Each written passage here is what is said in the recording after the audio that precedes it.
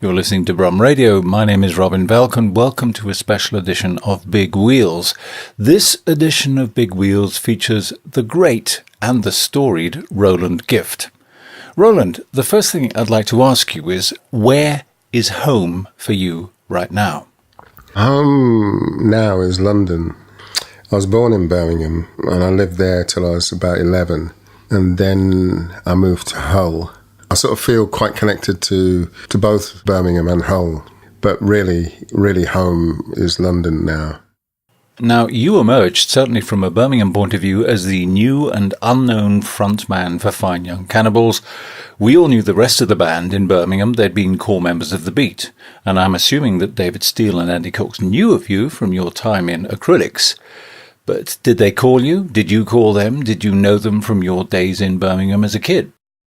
I didn't know Andy and David when I lived in Birmingham, but strangely, in 1976, I don't know if you remember, but there was a glorious summer. Yes. It was amazing. It's a summer everybody still wants to see again to this day. We went to Portsmouth and the Isle of Wight. Somebody's parents had a house or a flat in Southsea. This was in the days when you could just rock up anywhere and pitch a tent. And that's what we did. So we had like a little encampment on a river near Cowes on the Isle of Wight. Right. But also that year, at that time, David, who was from the Isle of Wight, was on the Isle of Wight, and Andy happened to be on the Isle of Wight, and he didn't know David at the time. And I was also on the Isle of Wight. So we were all together on the Isle of Wight before we'd ever actually met. Nobody knows the trouble you feel. Nobody cares. The feeling is real. Johnny, we're sorry. Won't you come on home? We're worried. Won't you come on? What is wrong in my life that I must get drunk every night? Johnny, we're sorry. You was born to call your mom. She's missing you badly, missing her son.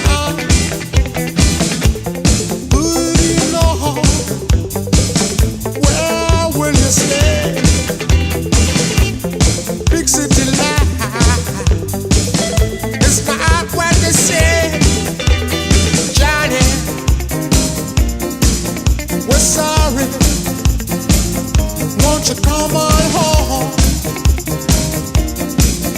We're worried. Won't you come on? What is wrong in my life that I must get drunk every night? Johnny, we're sorry.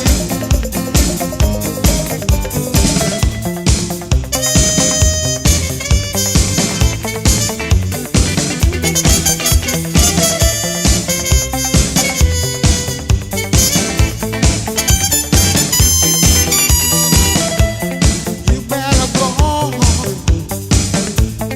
Everything's cold. Can't find a room. Mine is all blown. Nowhere to sleep. Out in the cold. Nothing to eat. Nowhere to go. Johnny, we're sorry. Won't you come on home? We're worried. Won't you come on? What is wrong in my life that I must get drunk every night? Johnny. And that's music from Fine Young Cannibals, their first hit, Johnny Come Home. This is Brum Radio. I'm Robin Valk, and I'm talking with Roland Gift. Fine Young Cannibals were a huge success. They were a clear and distinct step on from the two-tone ska revival, I'm kind of interested in what drove that change. So, with the Acrylics, the Beat invited us on tour, and we did quite a few dates with them, probably about 10 in Scotland, I think, and around England. And then, the Beat had split up. The Acrylics had broken up. I'd left Hull, and I'd moved to London, and I was in a group called The Bones, which was sort of like a blues-inspired group, and I was singing in that. And then I got this call from a guy called Thurston Binns. He's a jazz drummer, and he used to put on gigs in Hull. He was one of the people, actually, that encouraged me to sing when I was in the Acrylics. So I got this phone call saying that somebody from The Beat had called, and could I call them? Because a lot of people didn't really know where I was, or, I'd left Hull and people weren't sure of where I was in London. And I had a number to ring, which I called, and it was this very, what I thought was a very seductive American female voice on the other end of the line. And she invited me up to Birmingham to meet Andy and David and, talk about the possibility of working together. I didn't really realise at the time, I did when I arrived in Birmingham, that this sexy lady was actually married to Andy. So that was a slight disappointment, but that's his wife, Malou Halassa, the author. Yeah, we got together and we sort of talked a bit, and then they gave me some tracks to take away, a bunch of backing tracks, and I managed to write about 1.5 songs, melodies and lyrics. And then so when we got back together after Christmas, this was, we just sort of realised that we had the makings of something, and that it was worth pursuing. And I was living in London at the time, like I said, and they were based in Birmingham. I didn't mind that because it was a chance, to spend a bit of time back in Birmingham. Okay, so that took you back to one of your home cities so Fine Young Cannibals could get underway. Tell me what happened next. Andy and David, I didn't know at the time, but they had a campaign on MTV looking for a singer, and they'd mentioned Otis Redding, and that was by chance probably my favourite singer. That was where I was coming from, and that's kind of where they were coming from. So it was really just a lucky meeting. I think that we all, really liked American soul music, so that was something that we'd all got in common. And also, though, we all kind of like came out of punk as well, so we had quite a lot in common musically, but also enough not in common as well, so that that we weren't just doing one thing. We had quite open minds, I think. And one of the things as well is you don't always know where you're going to end up, but you can sort of say, well, we'd like to do something like Stax, do something that would sound like it might have come from Stax, and that can be like an ambition, but you don't actually have to replicate that. But it's just somewhere to start, and that's one of the things I like about creativity, is you don't really know where it's going to end up, but as long as you've got somewhere good to start from. We're caught in a trap. I can't walk out because I love you too much, baby. Why can't you see what you're doing to me? When you don't believe a word I say. We can go on together with suspicious minds, and we can build our dreams on suspicious minds. Should have known, friend, I know.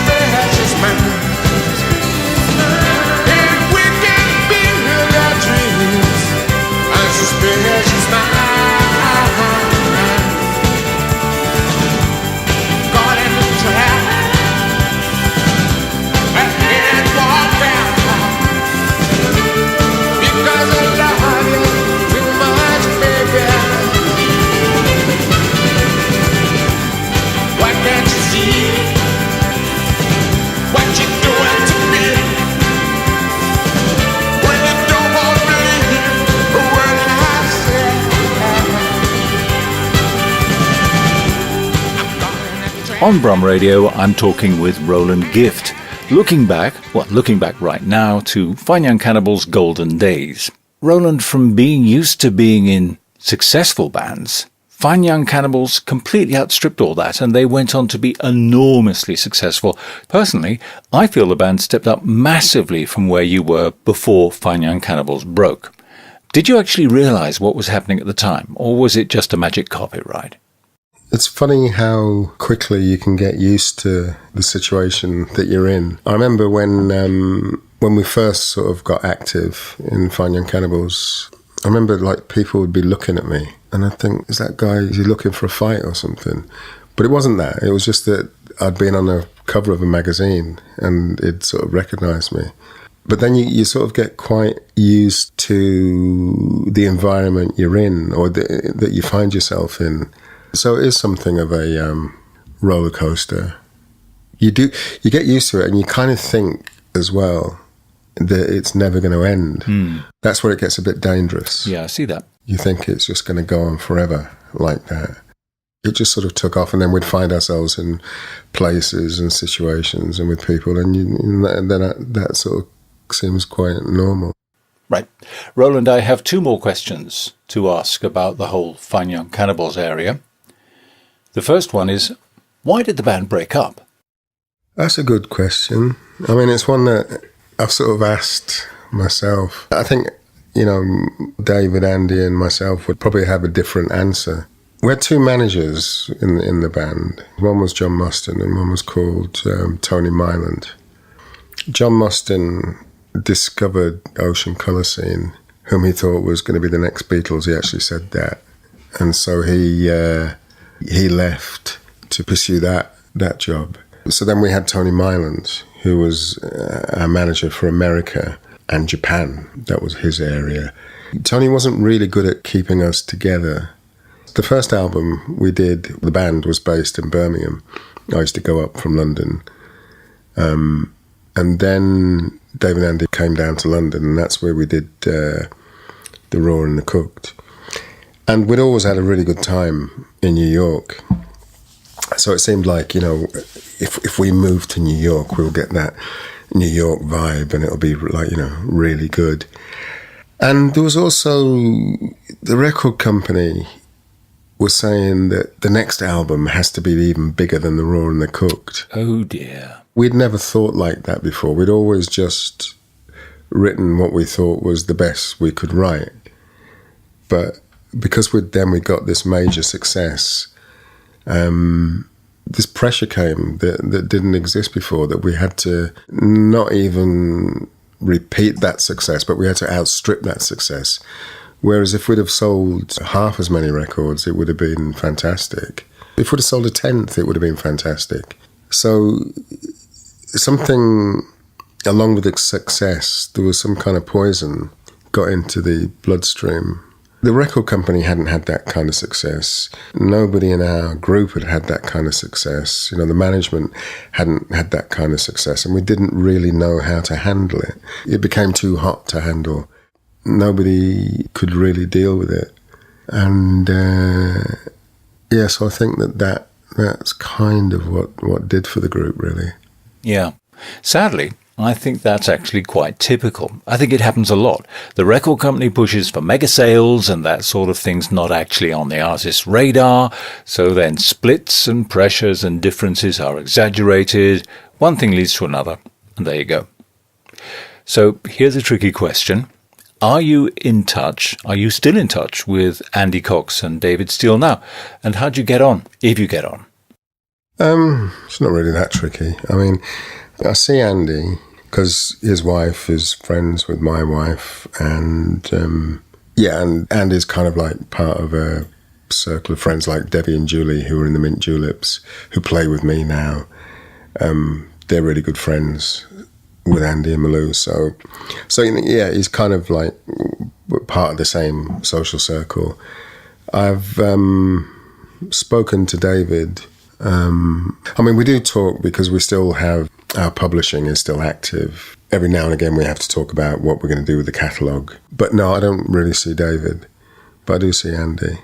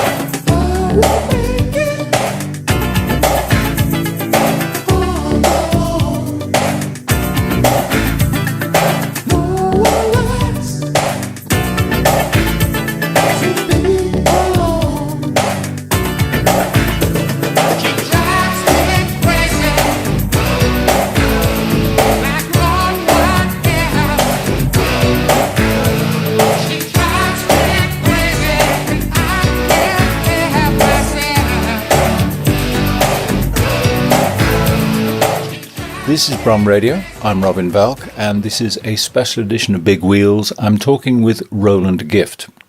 Now, can I ask you about the acting career? How did that get underway? A lot of people try and make that leap. It doesn't always happen. How did the acting career get underway? In school, I wasn't really that academic. One of the classes I liked was the drama class, because it was quite free, and you could be yourself in a drama class in a way that you couldn't in other classes. Drama and art classes, you're allowed to express yourself. Then I was introduced to this group called the Hull Community Theatre Workshop, run by this woman called Pam Della, and I started going along to that on Thursday nights, I think it was. This was in Hull, and Hull Truck was going, and it was Mike Bradwell was the guy who started Hull Truck, and he was still there at the time. And the Hull Community Theatre Workshop, we used to sort of copy the way that they worked, so they would devise plays, and that's often how the group I was in, the Hull Community Theatre Workshop, that we would devise plays in the same way that Hull Truck did. And when I moved to London, that was one of the things I thought I was going to do. I thought I was going to go to drama school, but in the meantime, punk had happened, and I was before I moved to London, I was in the Acrylics, and I was in some other bands before that. And for drama school, you had to audition, and you had to audition for all the schools. That was what was expected, and you had to pay 25 to 30 quid or something per audition. I just didn't fancy that.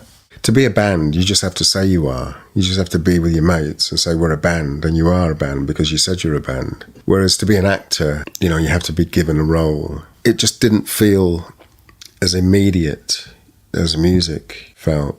So I didn't really pursue that. And then it was really, I got approached by somebody on behalf of Stephen Frears, who was making Sammy and Rosie Get Laid.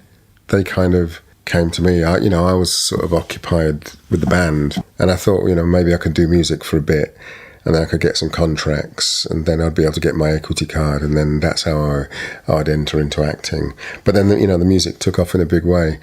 But I did get asked to be in this film, and it was a really great experience, actually. It turned out that, Stephen Frears had directed that, and there were some other things I'd seen on TV. Yeah. That I hadn't realised, but I'd liked, but I hadn't realised that these were all directed by Stephen Frears. So that was kind of, good to know that I was going to be working with this person whose work I'd admired, but hadn't necessarily joined the dots. I was a principal actor, and I was there for all the shoot, but also Stephen said, come to some production meetings if you like, and which I did do. But that's how it started for me. I was kind of like recruited because somebody had seen something of the Fine Young Cannibals, and they thought I'd be right for the character of Danny. Now, a lot of the questions I've been firing at you during this interview have been about events of 20 and 30 years ago. I'm kind of interested in what you're doing right now. What's happened with your musical? What kind of other stuff are you working on? Well, I've put a group together. We play Cannibals songs, but mostly new songs. People like the new songs, which is good because I've written a musical called Return to Vegas. I had a desire to do this story for years and years and years. But also, I found that it's a good place. It's a good home for a lot of the new songs that I've written. Yeah. The situation with records is a bit different these days to how it used to be. And also, I kind of felt that, if I put a record out, it's kind of like, Roland from the 80s putting a record out. It's not quite as interesting as doing a musical that has new songs, but also is something in its own right.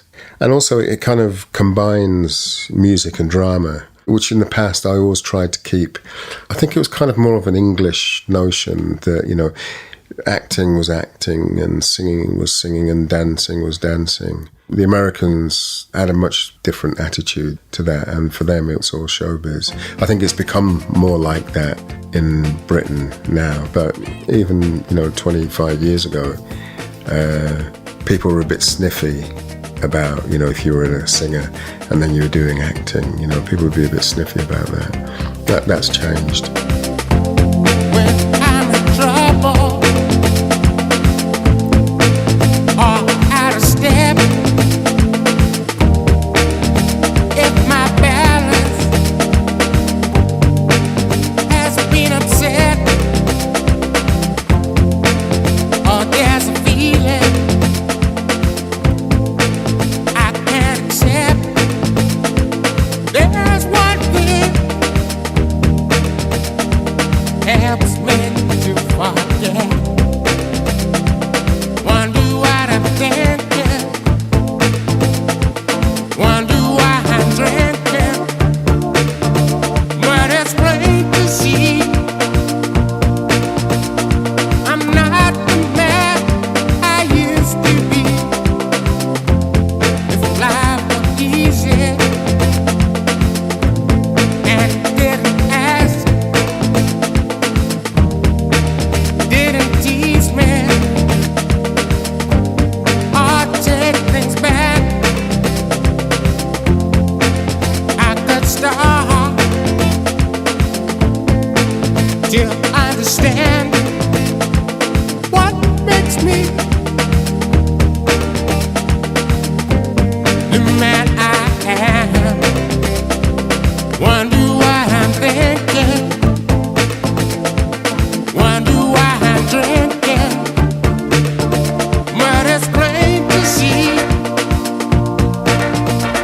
I'm not the man I used to be. Oh, it's plain, and it's a shame. I'm not the man I used to be.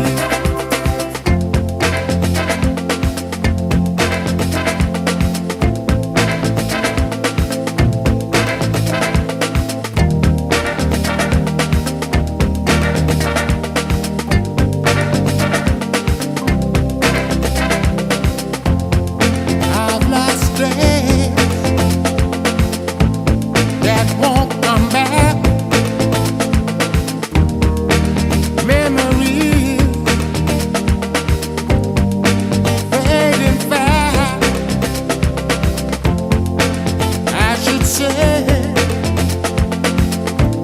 the ones I have. What's the use? Most of them are bad. Wonder what I'm thinking. Wonder why I'm drinking. But it's plain to see I'm not the man I used to be. Oh, it's plain, and it's a shame. I can't explain, but I'm not the man I used to be. It's a shame. So that's Fine Young Cannibals, I'm Not the Man I Used to Be, and we played that because it kind of chimes with how you've reinvented yourself and how you've moved on from the old days. So tell me what the focus is right now. So my main focus at the moment now is to get Return to Vegas on the road. Like, for instance, I did some shows at Christmas, and what I wanted to do with those shows was create the atmosphere that will be in Return to Vegas. So when we did the gigs, we had a comedian and we had a meat raffle. We had kind of like a magician. We had kind of elements that you would find in the musical Return to Vegas. And so even when I'm doing gigs, it's kind of working towards the musical as well. Before I started thinking about what I was going to ask you, I looked at an awful lot of the video clips of your interviews in the 80s. Now, I don't want to be rude about my fellow broadcasters, but I marvel at how you were diplomatic and how you kept your patience going on all those zany, wacky pop shows. It was a first time round for me, so there was a little bit of novelty to it. I don't know if I could enjoy it in the same way that I probably did back then. You know, there's things that you enjoyed in your 20s. Yeah. Recently, you know, I went to the BIFAs, which is like British Independent Film Awards. There was a launch and it was during the day. There was all this free champagne, but it was, you know, it was in the afternoon. And once upon a time, that would have been like, hey, free champagne during the afternoon. How cool is that? But, you know, once you've had that a few times, and especially, I'm very wary of free champagne anyway, because I often find the next morning the enamel on my teeth has been stripped. Yes. So, yeah, I think I was there just for the ride, and that was part of the ride, and it was the first time. And, yeah, it seemed like fun at the time. Doing good in my life has gone away. I don't know why. She's gone away. I don't know where. Somewhere I can't follow her. Doing good things, staying too long. My back was turned and she was gone. Good thing, where have you gone? My good thing, you've been gone too long. People say I should forget. There's plenty more. Don't get upset. People say she's doing fine. Mutual friends, I see it sometimes. That's not what I want to hear. I want to hear she wants me near. Good thing, where have you gone? My good thing, you've been gone too long. Good thing.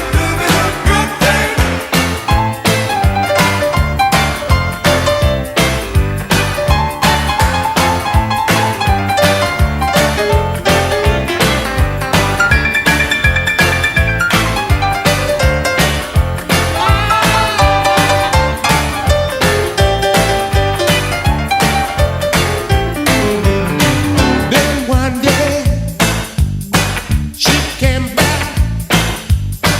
I was so happy that I didn't ask. Morning came into my room. Got me dreaming like a fool. Good thing, good thing. My good thing. Where have you gone?